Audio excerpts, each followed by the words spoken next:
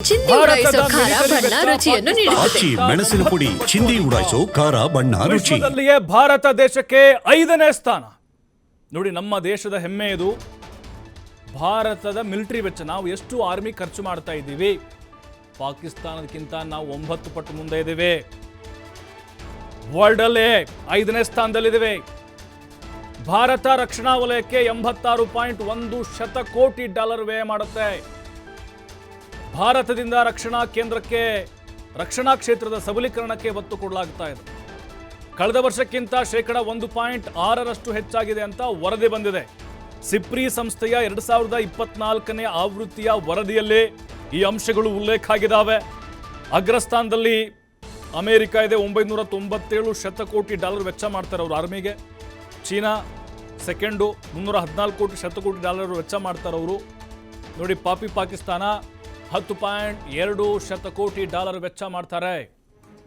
ಪಾಕಿಸ್ತಾನದ್ದು ಸಿಪ್ರಿ ಸಂಸ್ಥೆಯ ವರದಿಯಲ್ಲಿ ಬಹಿರಂಗ ಆಗಿದೆ. 2024ರ ಅಂಕಿಅಂಶಗಳಿದೆಲ್ಲವೂ ಕೂಡ. ನೋಡಿ, ಭಾರತದಲ್ಲಿ ಮೊದಲು ಆದ್ಯತೆ ಕೊಡೋದು ನಮ್ಮ ರಕ್ಷಣಾ ವಲಯಕ್ಕೆ. ಅದು ಯಾವುದೇ ಸರ್ಕಾರ ಬಂದರೂ ಆಗಿರ್ಬೋದು.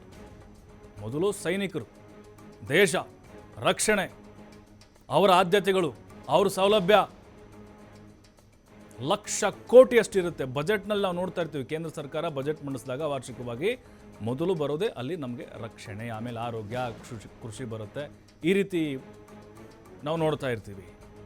ಹಾಗಾಗಿನೇ ನೋಡಿ, ವರ್ಲ್ಡಲ್ಲಿ 5ನೇ ಸ್ಥಾನದಲ್ಲಿ ನಾವಿದ್ದೀವಿ.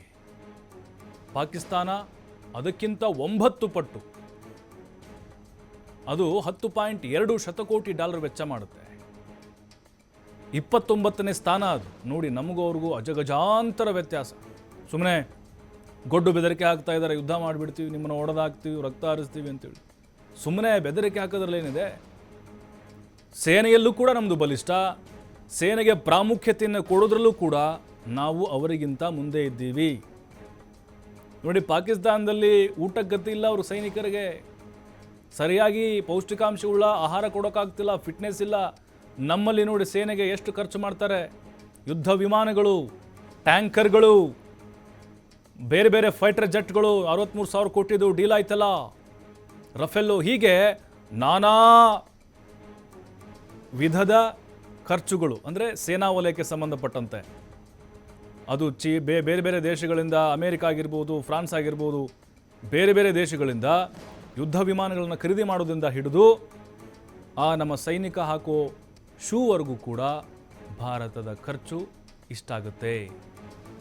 ನೋಡಿ, 2023ರಲ್ಲಿ ಸುಮಾರು 7.11 ಲಕ್ಷ ಕೋಟಿ.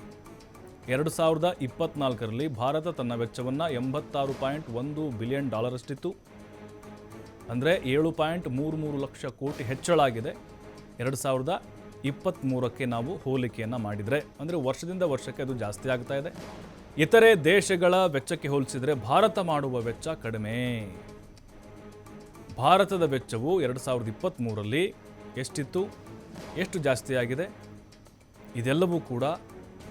ಅಂದರೆ ಈಗ ನೋಡಿ, ಬಲಿಷ್ಠ ರಾಷ್ಟ್ರಗಳಿದ್ದಾವೆ, ರಷ್ಯಾ, ಅಮೇರಿಕಾ, ಚೀನಾ. ಅವಕ್ಕಿಂತ ನಾವು ಈಗ ಬೇರೆ ಬೇರೆ ಸಣ್ಣ ಪುಟ್ಟ ರಾಷ್ಟ್ರಗಳಿದಾವಲ್ಲ, ಅಥವಾ ಅಭಿವೃದ್ಧಿಶೀಲ ರಾಷ್ಟ್ರಗಳಿದಾವಲ್ಲ, ಅವುಗಳಿಗೆ ಹೋಲಿಸಿದರೆ ನಾವು ಬೆಟರ್ ಅಂತ ಅನಿಸ್ತಾ ಇದೆ ನಮಗೆ. ಅಮೇರಿಕಾ 37% ವೆಚ್ಚ ಮಾಡುತ್ತೆ, ಚೀನಾ 12%, ಅದರ ಜೊತೆಗೆ ರಷ್ಯಾ 5.5%, ಜರ್ಮನಿ 3.3% ವೆಚ್ಚ ಮಾಡುತ್ತೆ, ನಮ್ಮ ಭಾರತ 3.2%. ಸಾಕಲ್ವ ನಮಗೆ? ನಾವೇನೋ ಅಮೇರಿಕಾ ಬೀಟ್ ಮಾಡ್ಬೇಕಂತ ಏನಿಲ್ಲ ಸದ್ಯಕ್ಕೆ, ಅಥವಾ ಚೀನಾನ ಬೀಟ್ ಮಾಡ್ಬೇಕಂತ ಏನಿಲ್ಲ. ನಮ್ಮ ಆರ್ಥಿಕ ವ್ಯವಸ್ಥೆ ಹೇಗಿದೆಯೋ ಅದಕ್ಕೆ ಪೂರಕವಾಗಿ ನಮ್ಮ ದೇಶ ನಮ್ಮ ಸೈನಿಕರಿಗೆ ಇಷ್ಟು ಖರ್ಚನ್ನು ಮಾಡ್ತಾ ಇದೆ. ಯಾಕಂತ ಹೇಳಿದ್ರೆ, ನಮ್ಮಲ್ಲಿ ವ್ಯವಸ್ಥೆಗಳನ್ನ ನೋಡ್ತಾ ಇದ್ದೀವಿ ನಾವು.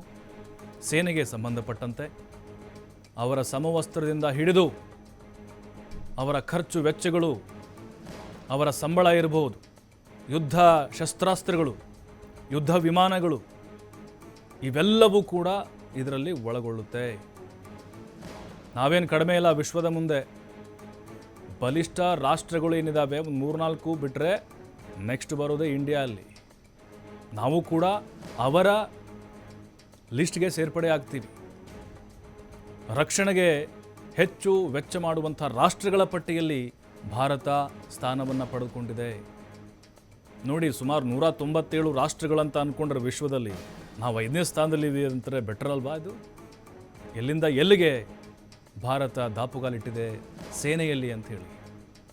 ಹಾಗಾಗಿನೇ ಇವೆಲ್ಲ ಅಂಕಿಅಂಶಗಳು ಪಾಕಿಸ್ತಾನಕ್ಕೆ ನಡುಕವನ್ನು ಹುಟ್ಟಿಸ್ತಾ ಇದ್ದಾವೆ. ಶೇಕ್ ಆಗ್ತಿದೆ ಪಾಕಿಸ್ತಾನ. ಈ ವರದಿಗಳನ್ನು ನೋಡಿ